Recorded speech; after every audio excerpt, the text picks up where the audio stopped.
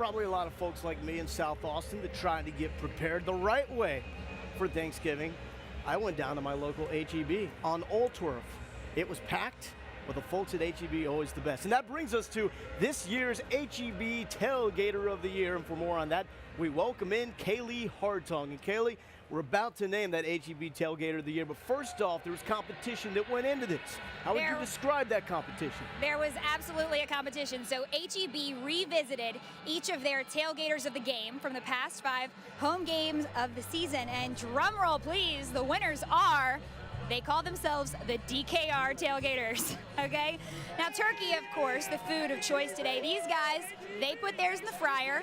In my opinion, no better way to do it. They had an H-E-B red cake, a good way to butter up those judges. And what might have sealed the deal for these guys in an ironic and tragic twist, the taxidermy stuffed turkeys. The DKR Tailgaters, congratulations to these guys. I will say, Lowell, what surprised me, the folks who were frying frog legs, they didn't get the win. Can't imagine why. Thanks, Lowell. I would imagine that the young lady from Louisiana would actually like those frog legs. But Kaylee, you mentioned this is the time to announce the winner. Who is the H-E-B Tailgater of the Year? There you go. The DKR Tailgaters.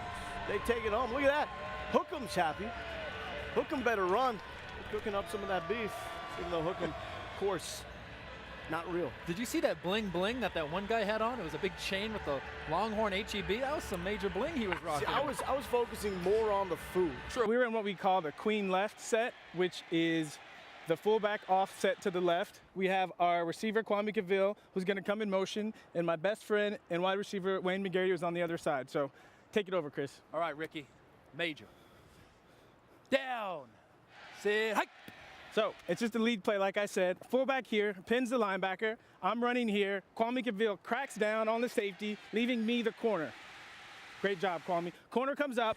He bounces off like a good running back. I switch arms, and I notice I have all this open field, and I get that sense. It's time for a big run. And by now, I've got 11 yards, and I know I have the record. Now I'm thinking touchdown. What a great storybook ending to my career, and to break the record than to score a touchdown. So as I get in the open field, I'm kind of tired because I just carried the ball 4 times in a row, and I'm thinking, you know, I'm gonna get caught from behind as I pick up the safety coming down to make the tackle.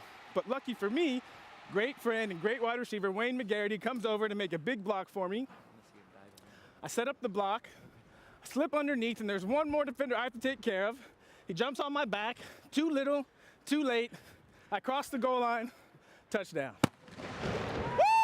Now that's what I'm talking about, and Smokey, of course, sounded off on that moment, but that was the moment that you knew you had ran right into history. What did that feel like? I mean, it's a storybook. It's those things that you dream about when you're a kid, and how lucky for me to do it at home, my last game as a senior, and to share it with 85,000 of my favorite fans and closest friends. Ricky, thank you for that moment, my friend. Thank you. Now it's time for your Kansas State Scouting Report this week, brought to you by our friends at H-E-B.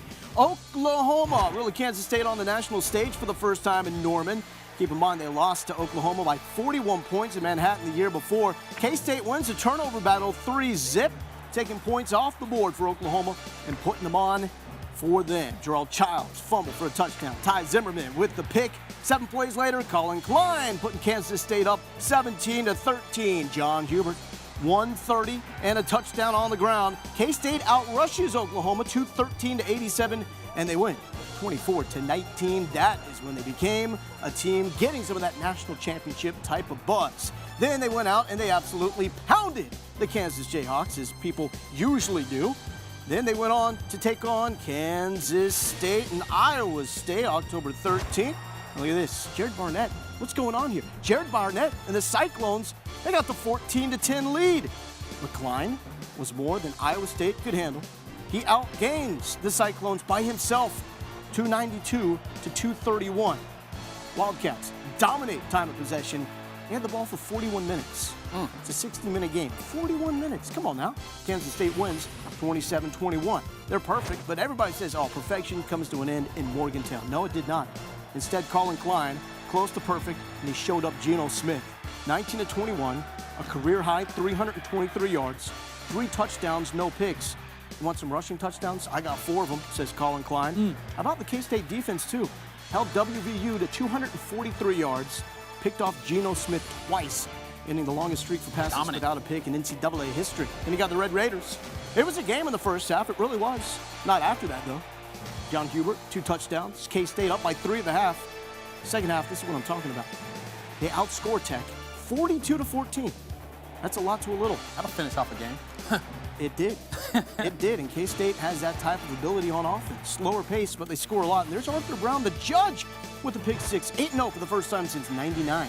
Good battle with Oklahoma State after that. K-State, 199 kick return yards. 100 of them on this play from Tyler Lockett. Oklahoma State would return a kick after that, but the K-State defense a little too much. Alan Chapman, a lot too much. 3 picks with a pick 6. Colin Klein, only 1 touchdown, and after that, didn't play. Undisclosed injury. Kansas State still wins 44-30. Well-timed bye week for the Wildcats. Klein got healthy. He was able to start after that bye week against TCU. It wasn't great, though. Wildcats held to a season-low 23 points. Season-low 260 total yards. He threw a pick, sacked 3 times.